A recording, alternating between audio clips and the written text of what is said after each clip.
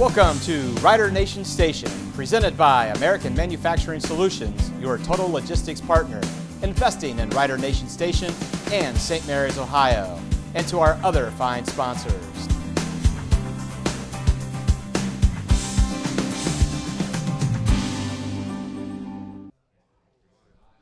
Good evening. Welcome to Rules of the Game with Mark Sisko. I'm your host, Zach Farrell. Mark, here we are, week 11. Week 11 already, that's right. I don't know if we thought at the beginning of the year you and I'd still be doing this. I know we had some doubts during the year that the Rough Riders would make it this far, but they stuck with it, had a good win last week over Defiance, and of course, we've got lots of clips for you. Well, let's take a look. All right, let's jump right into it. We're here at Guarneri's Pizza and Pub on Spring Street in St. Mary's. We've got a large audience out here tonight, and we're going to ask some questions for Mark. Let's give a big round of applause first for Guarneri's Pizza and Pub. All right. Well, jumping in here for the clips. Mark, we have a couple holding on St. Mary's calls. Just wanted to know your thoughts on it. We're going to start it easy on you, All right, loosen you up. Let's do that, yep. I'm assuming it was right there on the corner. It looks like that. This was a big play early in the game, big run by Ty Howell, unfortunately called back by holding. Hopefully we can see from the next angle a little bit easier. It looked like sort of in the middle of the line. Maybe. All right, well, let's take a look and see if there's something in there. Boy, I don't know. I'm looking out here at the player on the ground out here. I don't know if that's a hold. And looking in the middle, I don't see it. I'm not sure where the flag was thrown. I didn't see a whole lot on the replay. It looked like maybe the tackle hooked an arm on the end. Well, maybe that's the possible. wingback hit something, but I don't know. Nothing jumped out for you. Nothing jumped out on me. Okay. There. All right, Mark, the next four clips are four different clips where the line judge had some sort of a different signal that he was showing on the line. All right. So I thought we could maybe just talk through what some of those signals are and what they mean. Very good. Yep. This is the first one. You can see there he motioned for the receiver to step back. What happened there, if we could run that back a little bit with our crack technical crew. See, we'll run it back here, and the line judge is down here closest to us at the bottom of the screen. And the receiver comes out, and he says, look, I'm up on the line of scrimmage. I just want to let you know that's where I'm supposed to be. And the line judge there will make a signal to his partner across the field that he's got three people on his side of the center. We got guard, tackle, and the center, or the white out here. And he's pointing and saying, yep, you're good. And then the next signal you can't see, he'll hold both hands out in front of him. It should be at waist level, to say, I've got three on this side, three on that side. That means we got seven on the line. We're not counting the center. So we're good. We got no more than four in the backfield. We're good to go.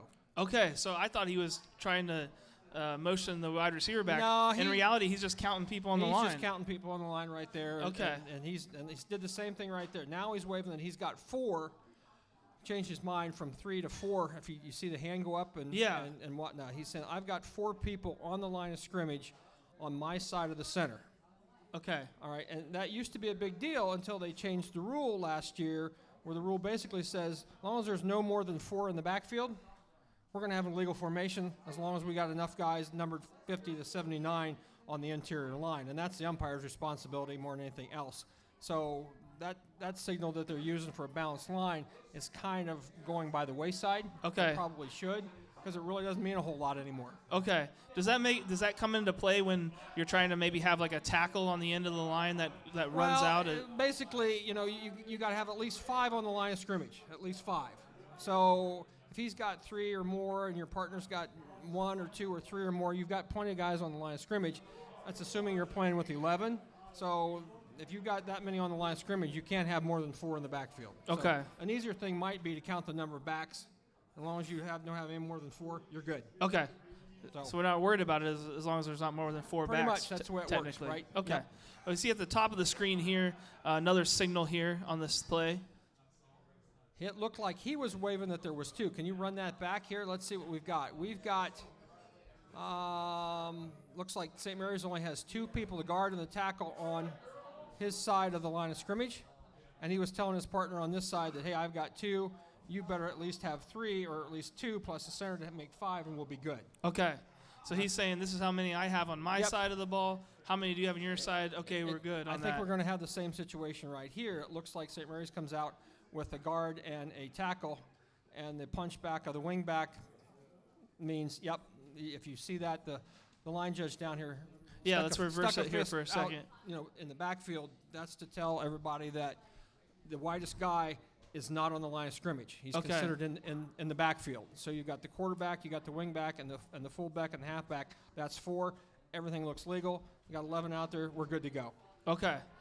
No Interesting. Formation, no formation, and that all happens, especially with St. Mary's, in like in a blink of an eye. You're getting Yeah. that counted and done. So Yeah. there's a lot of things that go on between plays like that. Well, I played football, been a football fan for 20, 25 years now, Mark. I had no idea what those meant, what the purpose of that was, and how that affected the game at all. So, back to a little bit of basic here. We have an encroachment on St. Mary's. Just wanted to get your thoughts on that. A little tough to tell if they've lined up in the neutral zone or somebody jumped across prior to the snap. Here he comes right now. Yep. It looks like maybe one of the St. Mary's players jumped into the neutral zone just before the snap, and that's a foul. If that was college, you could get back out of there before the snap. You'd be fine. But here, if you break the plane, basically of the nose of the football, that's a foul, and you're going to shut it down right away. All right. Well, next clip we have here was a block in the back by Defiance. It was it was on St. Mary's. It was on the interception here. On the right return? there.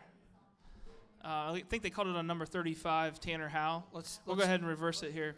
So this was a big play of the game, interception by St. Mary's, and Ty Howe ran it back for a touchdown. Unfortunately, on the run back, right there near the 30-yard line, they call a block in the back on St. Mary's. All right, let's see here once. We got that happening. Yep, that was just enough. Right. Just enough. Maybe it was from the side. We can't really tell we got players involved, but if it was in the back, why it would that play should have came back. Is this the same play? Yeah, we have another clip of that. Better look at it here. Taking a look here. Right there. Still tough to tell. Yeah. Still tough to tell. If it was indeed in the back, and it may have been the player landed on his face, so to speak, so maybe it was. And that was just enough to spring the ball carrier at that point. So now, fortunately, that's after the interception, so Correct. The interception still stands. Yep. Take the football, move it back 10 yards from the spot of the foul, 1st and 10, Rough Riders. Excellent. Okay. Yep. Next play we have here was a punt that was out of bounds, kicked by Defiance. Didn't have any penalties called, but just wondered what kind of thinking is going into place. If we could hold that for a second. Prior to the snap, the linesman up there, basically he's got to stay until he's sure the ball's not going to be blocked. And then depending on the length of the kick, he's to travel 10 yards downfield. If the kick is more than 30 yards, he's to go another 10 yards possibly. So he's only going to go down about 10 yards and stand and watch, because most punts in high school are not more than 25 yards, 30 yards at the most. And most of the time they're going to be returned, so you don't want to get down too far.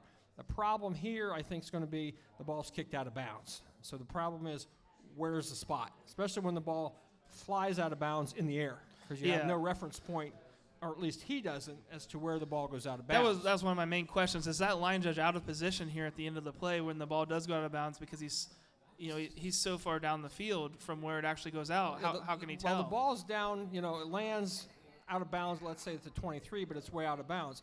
It crossed the sideline prior to that. Right. So his responsibility then is to go down past the point where he thinks it went out of bounds and start coming back upfield. Okay. Now the referee should be close to where the punter kicked the football and should be able to line him up approximately to where he thinks the ball goes out of bounds just by following the path of the football. And when the line judge and his line of vision meet, close enough. Okay. You're never going to get it exact. You just don't know. That's what I just would worry about as you're running down the line. Where did you exactly see it cross? Because you can sure tell the left or right, but it's harder to tell the depth. Normally, how far down. When you have a wing guy coming back upfield with his hand in the air and he's moving, he's waiting on the referee to chop him down so they can come to a point. Okay. he's got the x-axis, the other guy has the y-axis. Now, I will tell you that if you listen to the crowd, they always know where the ball went out of bounds. So you listen to them, and they start tittering a little bit and getting loud. Then you know you probably got it about right, or at least they think so. And got to get it in the right general. That's right. Couple yards there. Okay. Right. We had the next play here. We have a holding called in the backfield on St. Mary's. All right. Just wanted to get your thought on that. Wow, that looked like that was behind the play. Yeah. We're going to rewind it a little bit. Let's see if we can rewind that dude and get another look, or if there's an end zone camera view on that dude.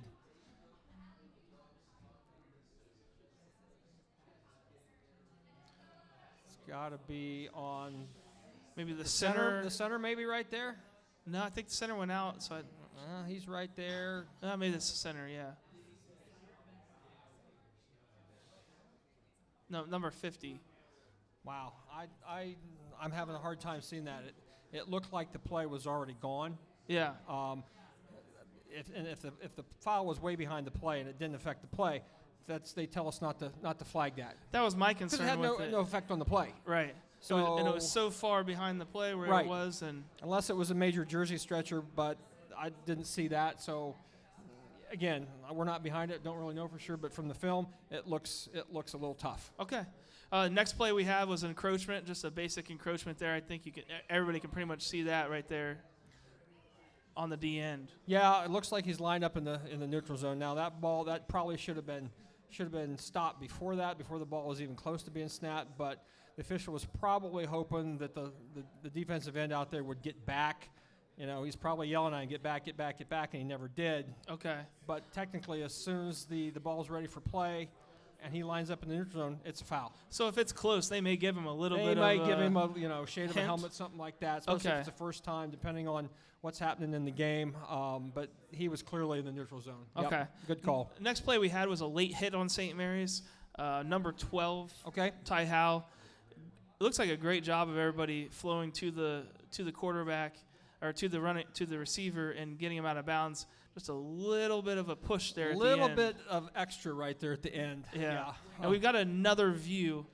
I think it would have been okay if it was part of the tackle. Right. The problem was it looks like it's a completely separate motion from the tackle. When he extended his hands when he was out of bounds like that, that probably right there. That was enough. Yep.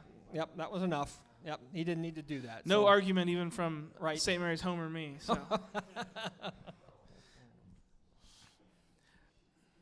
On this last one, then we have too many men on the field. Okay. So for Defiance, I'm assuming. For Defiance, one of them runs off here right before the snap.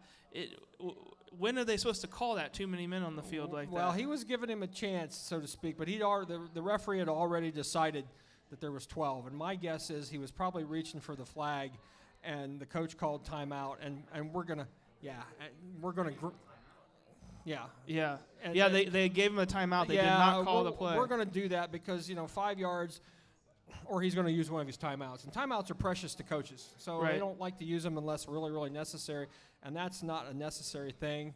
So is that just a judgment by the official? I mean, if I've already got a flag in the air and then they try a timeout, too bad. I mean, but we're going to give them a chance, so to speak. But the rule says if they come out and they line up in the formation, and I've counted them, and I've got 12, that's enough for me to flag it. Okay.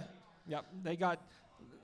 Because when you are in the huddle, that's what counts, right? We try to count them, but sometimes you can't, depending on how they line up. But if they come out and I get them counted, the rule says that if a substitute comes in, then the replaced player must leave within 3 seconds. Okay. Clearly, he didn't leave within 3. Okay. A flag would have been warranted there, but they granted him the timeout anyway, and basically no harm, no foul. Now, does it have to be 3 seconds, or do you have to see him attempting to leave within the 3 seconds? Well, he's got to begin to leave, so to speak. Okay. I mean, they give him time to communicate in 1001, 2, and then 3, and if he's starting to leave, good. He doesn't have to be off, but he's just got to be leaving at that point. Okay.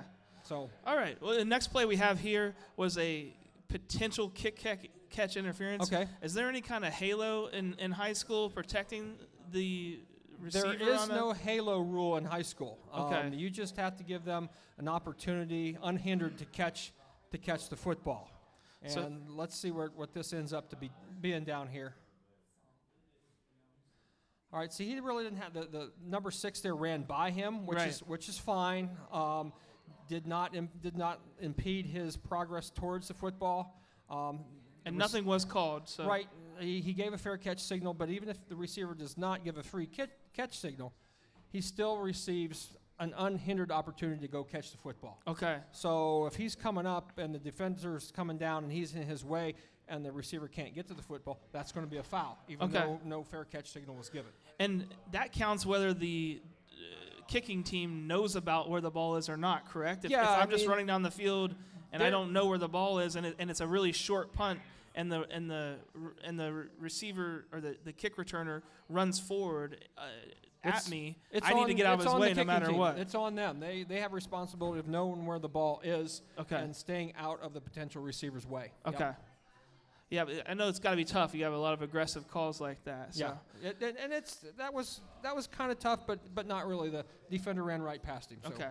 Good no call. Mark, we're here on the last play, last clip for us. Last play. I hope everybody in here is getting ready with their questions tonight. ready to stump the Cisco. Yeah. Let's see. We've got this was a pretty nice pass here from Kurt Bupp to Fischbach, and at the end, the Defiance defender sort of suplexes him. Just was wondering what's the difference between a tackle and a personal foul there, because I've seen that called as a personal foul sometimes. Yeah, that probably wasn't enough for a personal foul. I mean, he had him and it was just bringing him to the ground. Now, we were talking earlier, like if it's a wrestling type, and I don't know the terminology there, where you bring people over the back and lay them down. That's really not a good thing to do. You're going to draw a flag there, but that wasn't egregious enough for a personal foul. There's no specific rule that says if you bring the guy over your head, it's a no completely wrestling terminology in the football rule book. Sorry, Dave. Suplex it's maybe. Not there. I think it's a complete judgment call by the official. Complete judgment call. Yes. Okay. Well, that brings us to the end of the clips. We want to go ahead and thank Guarneri's Pizza and Pub for having us back here again. Guarneri's, home of the Big Ralph Calzone Pizza and Hoagie. Yep. Here on Spring Street in St. Mary's. Always a great host for us now, 3 weeks in a row. I don't know. We haven't been kicked out yet, and we're able to bring you guys live footage from Guarneri, so we appreciate it. Let's go ahead and take a quick commercial break. When we come back on the other side, we're hopefully going to have some live questions. Good enough. Be right back. Even though the music on the patio has come to an end, Guarneri's would like to thank everyone for joining them on the patio on Friday nights. Though the music has ended, stop in and try their signature Big Ralph sub, pizza, or calzone. Guarneri's on Spring Street in St. Mary's. Give them a call at 419-394-2244.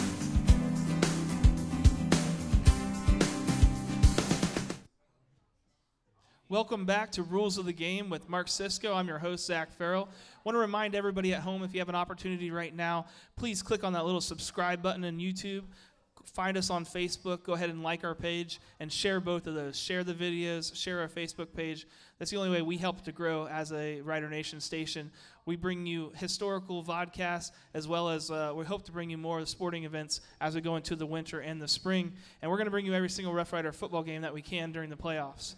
As long as the ADs at those places let us in there. Give you space, right? That's right. That's right. So, Mark, we want to go ahead and have our first question in the audience. Dave? Actually, this is a question from our Rider Nation mailbag. A question about the players' numbers and their relative positions on the field, what their responsibilities are, what they can do. So if they're lining up in the backfield, what number range do they have to have, and what can they achieve with the ball? That's a good question. Anybody with any number can be in the backfield. It doesn't matter whether you're wearing 56, 53, 28, 8, doesn't matter. You can run the football, you can block back there, you can catch a backward pass, but if you don't have a number that's from 1 through 49 or 80 through 99, you are prohibited from catching a forward pass. So numbers 50 through 79 are ineligible receivers by number. So they cannot catch a forward pass, but anybody on the field can be handed the football backwards, can be thrown a backward pass. So there's really not a lot of restriction. It's just those numbers, those lineman numbers, basically from 50 through 79. But you can still have a lineman in the backfield. Absolutely, you can. And they could be acting as fullback or Halfback. Absolutely, as long as they don't receive a pass. As long as they don't receive a forward pass. Okay. Correct. Now the quarterback could throw a backward pass to him. That's fine. Okay. But nothing with those type of numbers can be caught. Can they receive a Forward pass. handoff? Yes, they Okay. can. Sure, absolutely. Okay. No problem there at all. So a follow-up question for myself. If, let's say 56 is in the backfield, he can't receive a forward pass, we have the snap, and he ends up downfield. Is he going to be an ineligible man downfield? He is going to be ineligible downfield because of number. Got it. Yes, because Okay. he's ineligible to catch a forward pass. That makes him an ineligible receiver. So, yes, he would be treated just like a normal lineman would in that situation. So yes. if he's more than 2 yards off the ball in that zone, If he's more than 2 yards downfield when the ball is released, he would be considered an ineligible receiver downfield. Yes, and subject to a foul. Yep. Good question. And if you are watching us at home on YouTube, go ahead and send us a question in the comments. We'll try to get to it here by the end of the night. Mark, we talked about all the different rules that you have to know going, or officials have to know going from varsity up to college, Right. to the pros. What about varsity down to the youth level as well? Well, do they there's- play similar rules as what the varsity They players do. play? The sub-varsity, JVs, freshmen, junior high, and around in this area, the midgets, the Pee Wee leagues or whatever, basically play with National Federation rules, which Ohio is a member of the National Federation, so we play with the National Federation rules. I believe Texas now is the only state in the union that uses NCAA rules for high school football. So most other states, Massachusetts used to be one of them, but they've seen the light and come into the National Federation fold. But in Ohio, there are a couple of, there's timing differences. The lower grades do not kick off or free kick. So, and the numbering restrictions aren't as tough at the lower levels as they are for obvious reasons. Sometimes you don't have enough kids and you got to move kids in and out. So we have to make allowances for that, especially at the 8th grade and freshmen and sometimes JV level. Yes. We have another I question. think we have a question from Logan Yelton.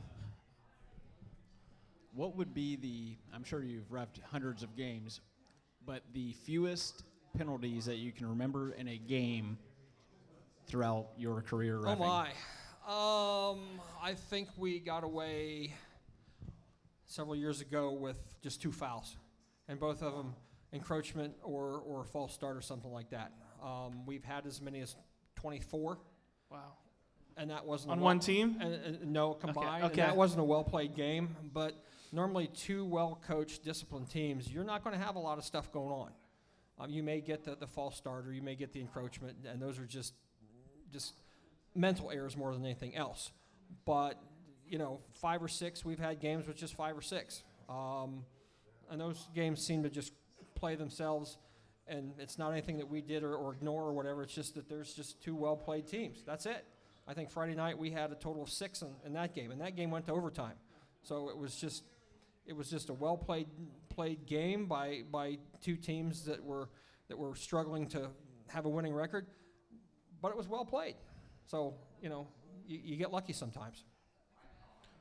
We have any other questions out there? I think while we're waiting to see if we got a question, I want to go ahead and give a shout out to Angie Wibbler, Gwinnett at Yes. home, recovering from a nasty injury, but definitely thinking about you, Angie. Hopefully you're listening, watching us right now. I'm sure she will be. Absolutely. So wanted to definitely give her a shout out there. We may have a question behind You you. got a question there. Yep. Yeah, they were just wondering back there if high school football ever go to spot foul like the NFL does. I know college doesn't do it, but For pass interference? yeah. No, there's not a spot foul for pass interference in high school football. Do you think they'll ever go to it? No, You'll ever go to it. I don't think so. Not unless they're going to put 2 or 3 more officials on a game, and the finances with the high schools don't allow that to happen. So no, I don't.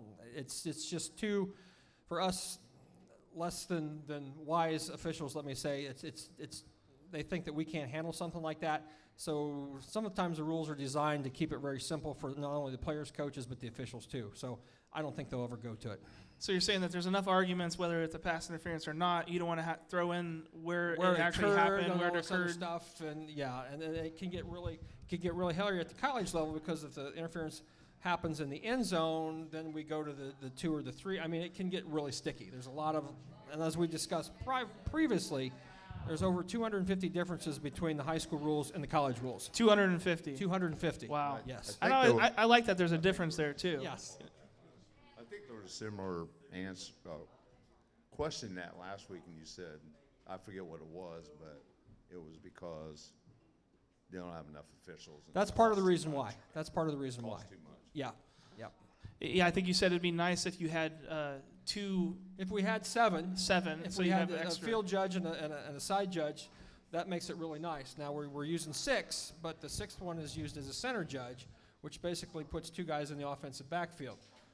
Okay, but I would rather have them downfield, Right. just because of the type of game that's being played. If now. you could have 2 guys in the defensive backfield, Yep, then it it'd makes make it it a a lot lot easier easier. on pass plays, things of that nature. Yep. Right, you could cover both sides of the field. Right. I wonder if even in your 6-man formation, with all the teams going to spread and passing becoming what it is, if you're going to get recommendations in the future to shift that way. Well, yes, I would love to see that happening. The reason they put the center judge in the game now is because the coaches thought that there was too much holding and illegal blocking below the waist happening that wasn't being caught.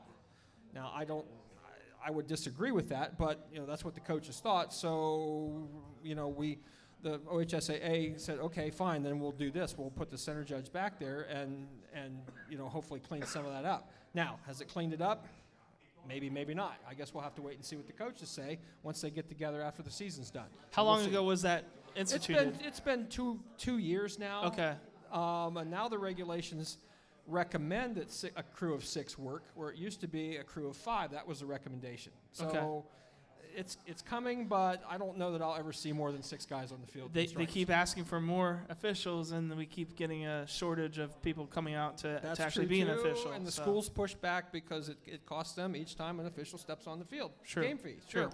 Doug? So inversely with that conversation of adding, what's the fewest number of referees that can call a varsity football game? Somebody gets sick beforehand, can't show up, or gets injured during the game. And we had that earlier. We had to finish a game with 4.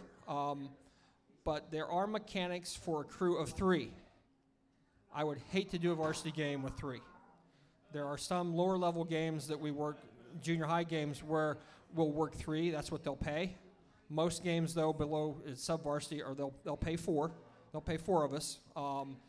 But there are mechanics out there. If you had to go to 3, you could, in theory, work with 3. You get down below that, then the game's going to be done because you can't cover it. And you have a heck of a time trying to cover a game with 3. We do have in the Rider Nation Station mailbox a question from Drew Paulus. Okay. And it's something that we did talk about before, Mark, but I think we should go ahead and answer this question. Knowing that in the state championship game they are going to use replay. Correct. The question from Drew is, are the coaches able to do challenges? I do not know. I've not seen anything come out from the OSHA office about how they're going to work that. My guess is that they will not at this time. I could be dead wrong about that. And if they do use the challenge thing, I'm assuming it's going to be 1, maybe 2 a half, and that would be it. They're just not going to prolong things as much as they are. TV just won't allow that to happen. And let's face it, there's not a lot of cameras at the state championship level. Not that there are like there are on a Saturday where the crew comes in with 10, 12 cameras. You're going to be looking at 2, maybe 3 cameras, and there's only so many views that you're going to get a look at. So it's a work in process, and we'll just see where it goes. I thought I read that they were just going to, it was going to be an automatic review system from the box. For certain And, plays. For certain plays, scoring Could be. plays. I don't think they had challenges in there, but I could be wrong. It and wouldn't surprise me if they wouldn't. They just take that off the coaches Yeah. and just leave it up to whoever's the review official. I wanted to go back to, you talked a little bit ago about 3 officials working the game. Right.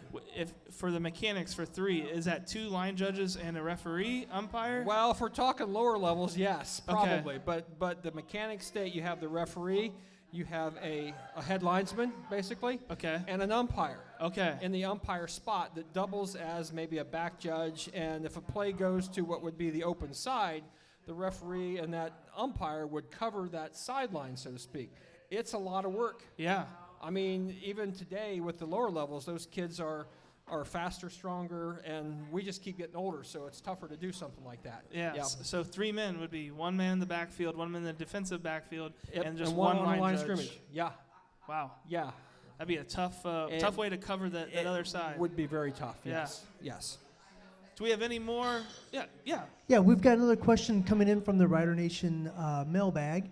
This question is coming in from Todd Ryan, Las Vegas, Nevada, but he's a former St. Mary's Rough Rider defensive lineman. Okay. Now, he knows that the defensive linemen, their job is to stay out of that neutral zone when they're on the line. Right. The question is, how does the lineman determine if the offensive players are properly lined up? Is it where their hand is, where their helmet is? How does he know that they're on the line? Well, defensive linemen are really only concerned where they are in the line, all right? So they know that they can't be basically over the football in that zone, in that 11 inches where the football is. Offensive linemen cannot break that neutral zone with hand, foot, helmet, or whatnot.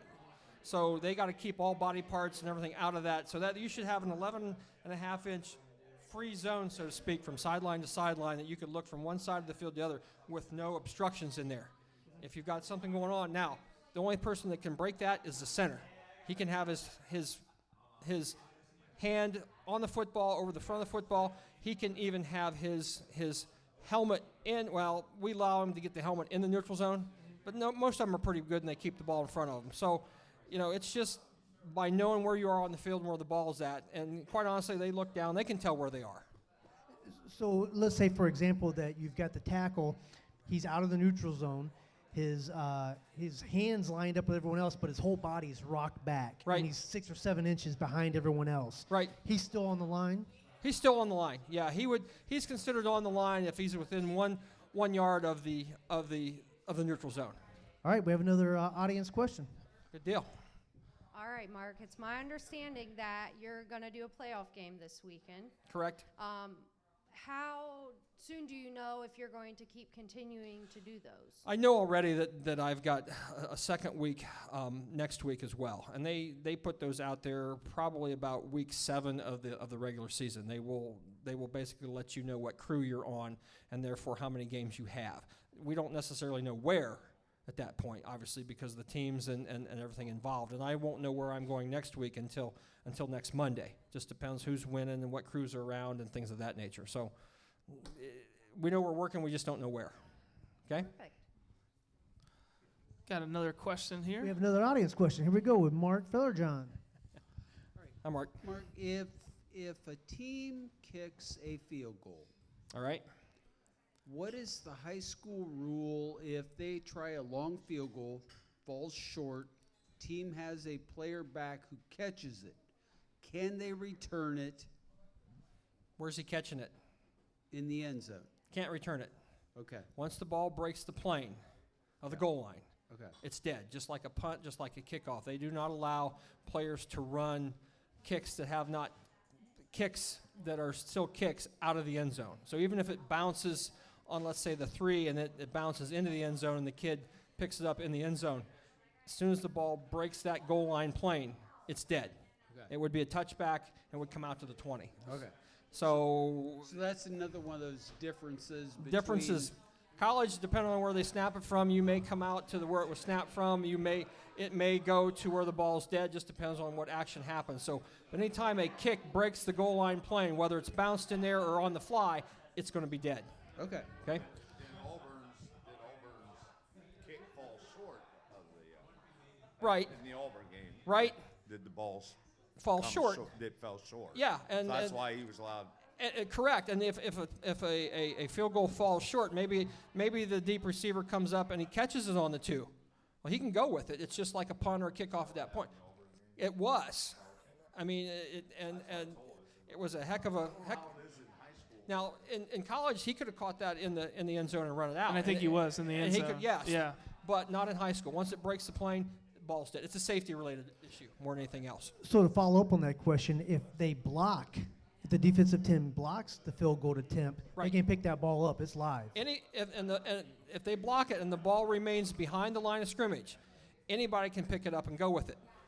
So most of the time, it's going to be the defensive teams block it, pick it up, and that's certainly a live ball. Once in a while, you'll have an officiating crew that will lose track of what they're doing, and they'll blow something like that dead.